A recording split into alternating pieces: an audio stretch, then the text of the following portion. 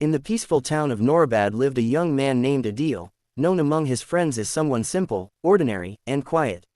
He wasn't the smartest in school, nor the strongest in sports, and not the richest in his family. But he had something special inside him, something he didn't even recognize at first, a burning desire to become more than what life had made him. Adil worked at a small photocopy shop in the center of the town. Every morning, he would arrive early, sweep the floor, clean the machines, and spend the whole day printing documents for students, shopkeepers, and office workers. His salary was small, and his life seemed to go in the same circle every day.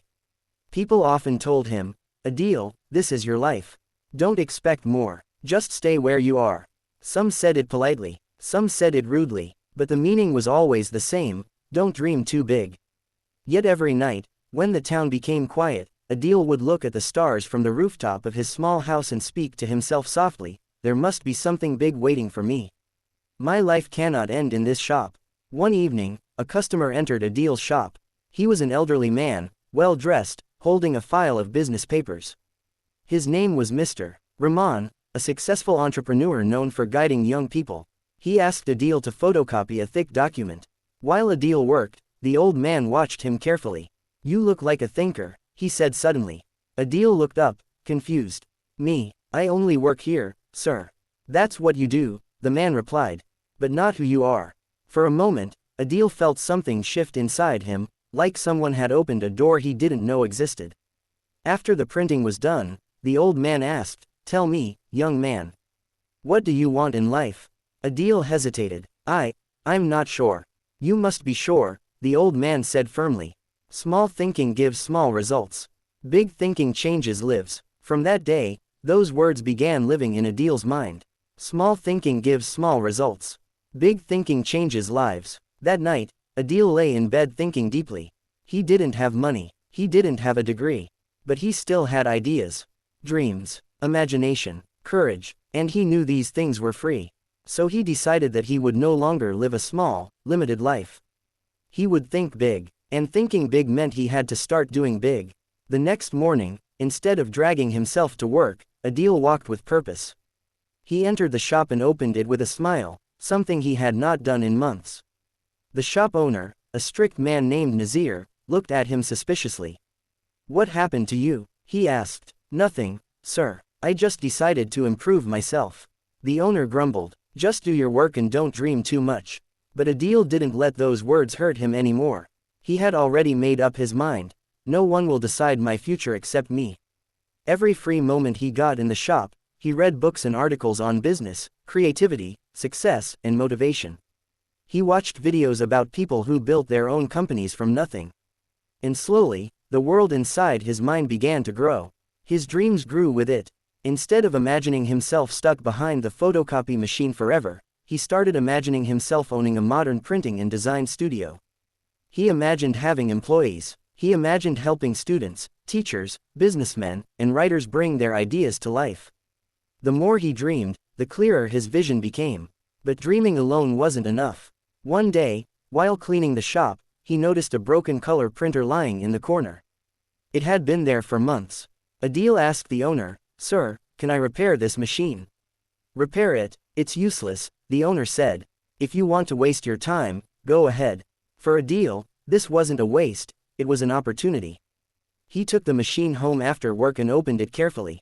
He didn't know much about machines, but he searched online, watched tutorials, and spent hours studying how printers worked. After 2 weeks of trying, failing, and trying again, he finally repaired the machine. When he returned it to the shop, the owner was shocked.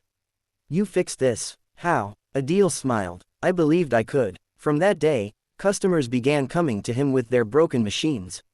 He repaired them for a small fee after shop hours. His confidence began to grow. He realized he could build something bigger. 6 months passed. By now, Adil had saved a small amount of money from repairing machines. It wasn't a lot, but it was enough to rent a tiny space near the market. It was only one room with a single fan and peeling paint.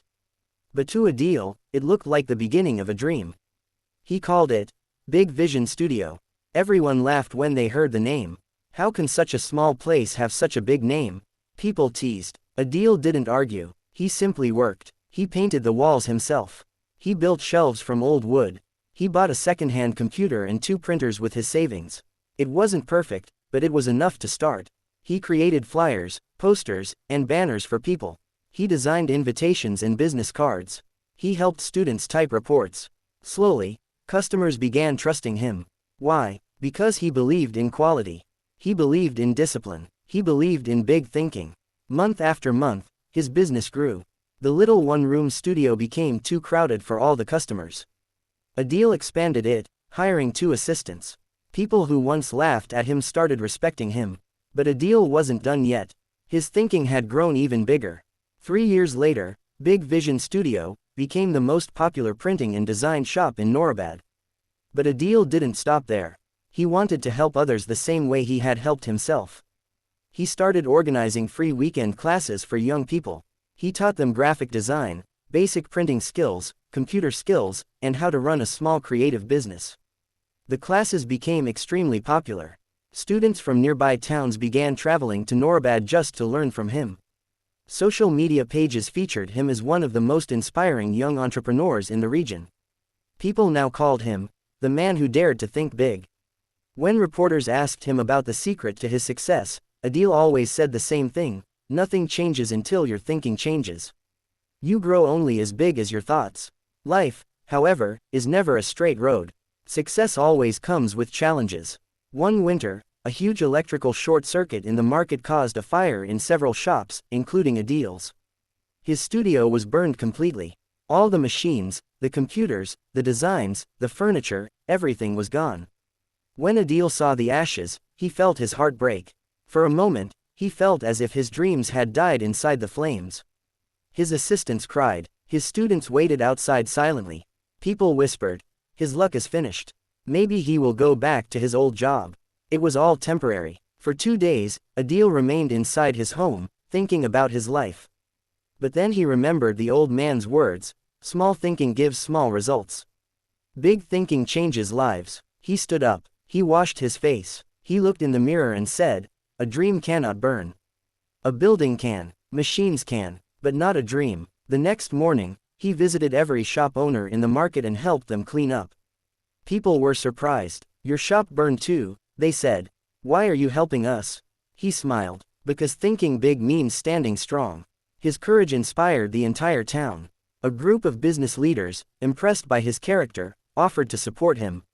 They helped him buy new machines and gave him space to rebuild his studio. But Adil didn't want to rebuild the same studio. He wanted to build something bigger. With the support he received and the savings he still had, Adil built a new, modern, multi-room design center. It had 3D printers, laser cutters, digital drawing tablets, and high-speed computers. It was unlike anything Norbad had ever seen. He renamed it Big Vision Creative Center. The center offered design services, printing services, digital art training, business development classes, mentorship sessions for young entrepreneurs. Kids from poor families were allowed to learn for free. Adil felt proud when he saw young people discovering their talents. Soon, the center became famous across the district. Newspapers wrote about it. Companies hired Adil for their branding projects. Students trained by him opened their own small studios in nearby towns. Adil had created not just a business, but a movement of confident young dreamers. One afternoon, an elderly man walked into his office. He was slow, walking with a cane. Adil recognized him instantly. It was Mr. Rahman, the man whose words had changed his life years ago. "Sir." Adil rushed forward. "You gave me the courage to dream big." The old man smiled. "I didn't give you courage. I only reminded you that you had it all along." He looked around the huge center and said, "You thought big, and you worked big. This is the result." Adil felt tears in his eyes. "Sir, what can I do to repay you?" The old man replied gently, "Pass the message forward. Teach others to think big." Adil did exactly that. He traveled to schools and colleges, telling his story to hundreds of young people.